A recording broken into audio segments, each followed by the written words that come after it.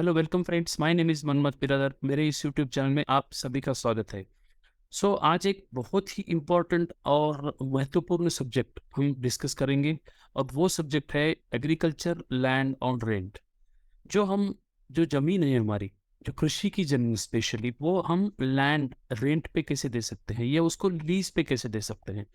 Lease पे देके हम पैसे उसको कैसे कमा सकते हैं या प्रॉफ़िट हम उसको कैसे कमा सकते हैं, इसके बारे में चर्चा करेंगे। इसमें बहुत सारे सब्जेक्ट्स हैं, जैसे कि जो फर्स्ट सब्जेक्ट ऐसा डिस्कस करने का इम्पोर्टेंट है उसमें कि एग्रीकल्चर लैंड हम रेंट पे कैसा, मतलब how we can give on rent, what are the difficulties, उस पे कौन सी इश्यूज आ रहे हैं आजकल।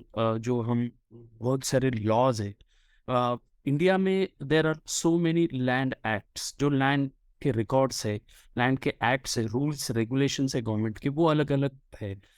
Government of India as a whole and अलग अलग स्टेट्स के स्टेट्स रूल है, क्योंकि 1947 से जब से का इंडिपेंडेंस भारत देश का हुआ, तब से लेके लैंड के जो एक्ट्स है, जो रूल्स है, वो ज़्यादा चेंज नहीं हुए। उसके रिस्ट्रिक्शंस क्या है, उसके बारे में थोड़ा सा हम चर्चा करेंगे। लेट्स स्टार्ट, हम शुरू करते हैं दोस्तों। इनिशियली हमको देखना पड़ेगा कि जो लैंड का जो रूल्स है हमारे इंडिया में, वो एक्चुअली क्यों फार्मर्स को अलाउ नहीं करता जो लैंड रेंट पे है देना। क्योंकि आज की तारीख में भी बहुत सारी स्टेट्स ऐसे, जैसे महाराष्ट्र स्टेट है या बिहार है, ऐसे बहुत सारी स्टेट्स है जो आजकल मतलब अलाउ करते हैं लैंड लीज पे देना। सो इसमें एक इम्पोर्टेंट बात ये है कि जो ओनर है उसका लैंड ओनिंग रहना इम्पोर्टेंट है। बहुत बार गवर्नमेंट को ऐसे लगता है कि इफ अगर फार्मर ने या फिर जो किसान भाई है उसने अगर लैंड रेंट पे दे दिया, और जो लैंड रेंट पे लेने वाला है अगर उसने ओन कर दिया लैंड, इससे प्रॉब्लम हो सकता है उसमें। इसीलिए द इश्यू इज रिस्ट्रिक्शंस उसमें कुछ है।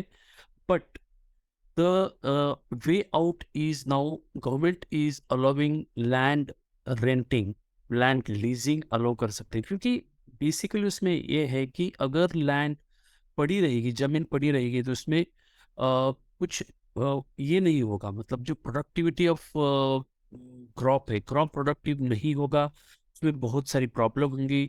और दूसरा उसमें इश्यू ये है कि एग्रीकल्चर का जो प्रोडक्शन है वो कम हो जाएगा, अगर ओवरऑल हमने पूरा इंडिया का अगर ये देखा तो, सिनेरियो देखा तो। इसमें ये है कि फार्म लैंड इम्पोर्टेंट, उसमें जो एवरेज लैंड होल्डिंग अपनी इंडिया में है, वो average land holding farm land की 2.5 एकर्स, दैट इज 1 एकड़ के आसपास अभी, मतलब this situation is this thing.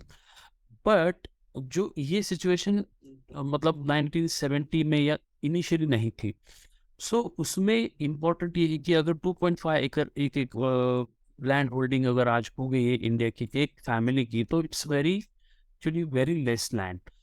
इसीलिए लैंड रेंट पे देना ये बहुत अभी, मतलब एक प्रोफेशनली बहुत इंपॉर्टेंट है। सो इस it is necessary, right. Actually जो गवर्नमेंट ये सोचती है कि एग्रीकल्चर लैंड रेंट पे देना ये क्यों आवश्यक है। सो जैसे आपको मैंने पहले भी कहा कि अगर एग्रीकल्चर लैंड लीज पे नहीं दे दिया तो उसमें एग्रीकल्चर क्रॉप का लॉस हो सकता है, कि प्रोडक्शन आपका एग्रीकल्चर लैंड में बहुत कम हो सकता है। सो जो फाइनल इम्पोर्टेंट उसमें जो पॉइंट है कि अभी नीति आयोग में, जो गवर्नमेंट ऑफ इंडिया की जो नीतियां बनाती है, जो एक्चुअली पॉलिसीज बनाती है, वो नीति आयोग जो इम्पोर्टेंट उसमें एक डिसीजन ले लिया है नीति आयोग ने कि they have actually developed a committee to study the land leasing in agriculture।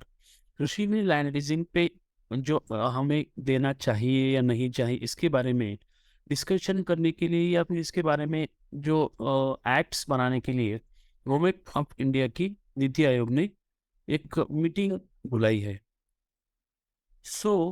उसमें they have actually approved the all we can say land leasing uh, things, it will enable farmers. अभी अगर ये हो गया तो जो किसान भाइयों को लैंड लीज देने में बहुत सारा मतलब इजी हो जाएगा सबको। So this will create an market and encourage the investment. बहुत बड़ा एक मार्केट उसमें तैयार हो जाएगा। और इन्वेस्टमेंट जो बाहर की है, कुछ लोग इन्वेस्ट करना चाहते हैं लैंड में, जमीन में, लीज पे, तो ये हो सकता है इसके बारे में। सो ये उसका एक वे आउट है। तो this has to be done. So अगर इंडिया में बहुत सारा अपने को इन्वेस्टमेंट एग्रीकल्चर में चाहिए, एग्रीकल्चर लैंड में चाहिए, तो we have to actually give the land on rent, give the land of lease, leasing भी ये करना पड़ेगा। So thank you for watching this video दोस्तों। ये आपको वीडियो कैसे लगा आप मुझे कमेंट बॉक्स में आप लिख सकते हैं। सो थैंक यू फॉर वॉचिंग।